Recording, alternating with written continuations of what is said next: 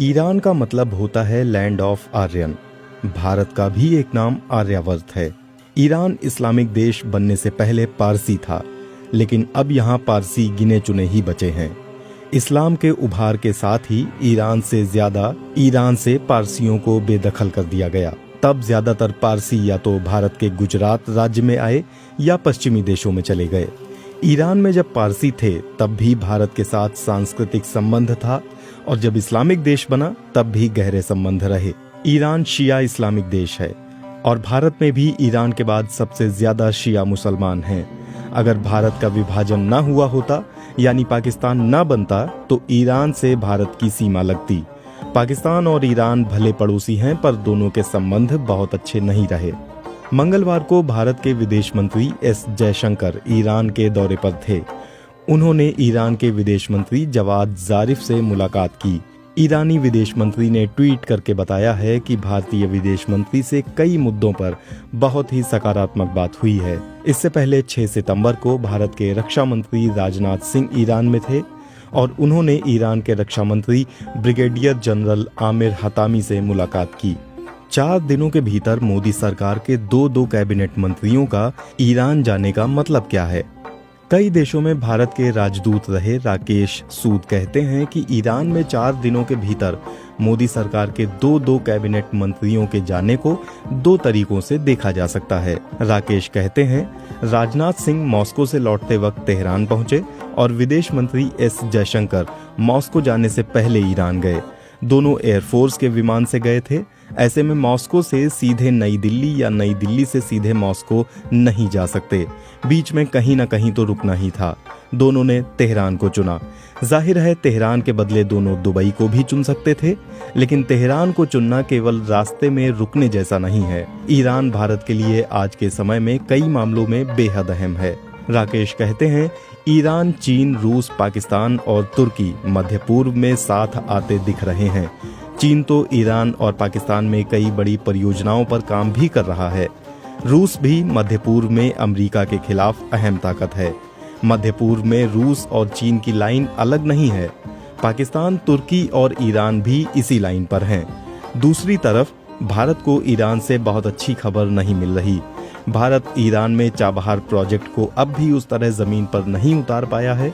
इसके अलावा मध्य पूर्व में भारत उन देशों के करीब है जिनकी करीबी अमेरिका से है, मसलन सऊदी अरब और UAE. South Asia democracy watch की ओर से पिछले महीने 26 अगस्त को आयोजित आसमा जहांगीर मेमोरियल लेक्चर में पाकिस्तान की जानी मानी रक्षा विशेषज्ञ आयशा सिद्दीकी ने कहा था कि दुनिया करवट ले रही है और पुरानी व्यवस्था के साथ पुराने गठबंधन भी टूट रहे हैं।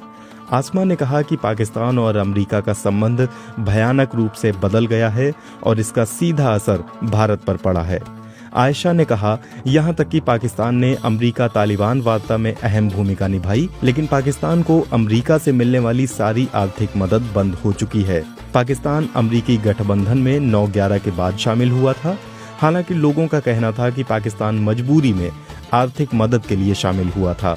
उसामा बिन लादेन को रखने और तालिबान को समर्थन देने के मामले में पाकिस्तान के पास चुप्पी के अलावा कुछ कहने के लिए नहीं रहा है।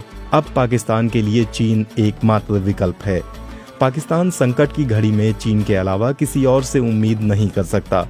विश्व राजनीति के बदलते नए समीकरण में अमेरिका, सऊदी अरब और भारत साथ हो गए हैं। ऐसे में पाकिस्तान अब चीन, रूस और ईरान के खेमे में जाता दिख रहा है।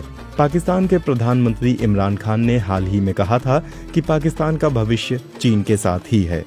आयशा सिद्दीका ने इस मेमोरियल लेक्चर में कहा, ईरान और पाकिस्तान दोनों चीन की महत्वाकांक्षी परियोजना बेल्ट एंड रोड इनिशिएटिव के हिस्सा हैं। ऐसे में उम्मीद की जा रही है कि दोनों मुल्कों में करीबी बढ़ेगी। चीन और ईरान के बीच कई बड़े समझौतों पर हस्ताक्षर के लिए बातचीत चल रही है। एक वक्त में ईरान और पाकिस्तान दोनों अमेरिका के सहयोगी रहे हैं। एक सवाल ये भी उठ रहा है कि क्या पाकिस्तान और ईरान BRI से फायदा उठा पाएंगे? हम इसे देखने के लिए इंतजार ही कर सकते हैं। पाकिस्तान में ऐसे भी शिया और सुन्नी की लड़ाई चलती रहती है। दूसरी तरफ ईरान और पाकिस्तान की दोस्ती सऊदी अरब को पसंद नहीं आएगी। पाकिस्तान ईरान और सऊदी के बीच संतुलन कैसे बनाएगा? राजनाथ सिंह और एस जयशंकर के तेहरान दौरे को पाकिस्तान, ईरान, रूस, चीन और तुर्की के बनते गठजोड़ के आईने में भी देखा जा रहा है। भारत की चीन, तुर्की और पाकिस्तान से कभी दोस्ती नहीं रही, लेकिन रूस तो भारत का दोस्त रहा है और ईरान से भी अच्छे संबंध रहे हैं। ऐसे में भारत की ये चिंता लाजमी है कि ईरान और रूस से अपने संबंधों को खराब ना होने दें। अभी लद्दाख में सरहद पर भारत और चीन की सेना आमने सामने है। पूरे विवाद में जम्मू कश्मीर से अनुच्छेद 370 का हटाया जाना भी एक कारण है। चीन, पाकिस्तान, तुर्की और यहाँ तक कि ईरान ने भी भारत के इस कदम का खुलकर विरोध किया था। रूस ने भारत का विरोध नहीं किया था, लेकिन चिंता इस बात की है कि अगर रूस के साथ चीन पाकिस्तान को लाने में कामयाब होता है तो ये भारत के लिए बड़ा झटका होगा। एक तरफ ईरान और चीन की करीबी बढ़ रही है, तो दूसरी तरफ भारत ईरान में जिस चाबहार प्रोजेक्ट को अंजाम तक पहुंचाना चाहता था वो लटकता दिख रहा है। मध्य पूर्व के देशों में ईरान और तुर्की ही कश्मीर के मसले पर खुलकर सामने आए थे। चीन से तनाव के बीच भारत के लिए ये बहुत ही अहम है कि वो किन देशों के साथ आए। मध्य पूर्व में भारत के लिए चीन से मुकाबला करना धीरे धीरे और मुश्किल होता जा रहा है। AEI China global investment tracker के अनुसार 2005 से 2019 के बीच चीन ने मध्य पूर्व और उत्तरी अफ्रीका में $55 अरब निवेश किए। एड डेटा रिसर्च लैब के अनुसार 2004 से 2014 के बीच चीन ने 42.8 अरब की आर्थिक मदद इन इलाकों में दी। इसके इलाके के कई देशों में चीन सबसे बड़ा कारोबारी साझेदार है। मध्य पूर्व में ईरान एक बड़ा खिलाड़ी है और वहां भारत का प्रभाव लगातार कम हो रहा है। चीन के पक्ष में चीजें मजबूती से आगे बढ़ रही हैं। चीन और ईरान के बीच होने वाला कॉम्प्रिहेंसिव स्ट्रेटेजिक पार्टनरशिप एग्रीमेंट की रिपोर्ट लीक होने के कुछ दिन बाद ही चाबहार प्रोजेक्ट के लिए रेलवे लिंक को ईरान ने खुद ही आगे बढ़ाना शुरू कर दिया था। इससे पहले इसमें भारत भी शामिल था। इस रेल लाइन को ईरान के चाबहार से अफगानिस्तान के ज़ेराज प्रांत तक ले जाने की योजना है।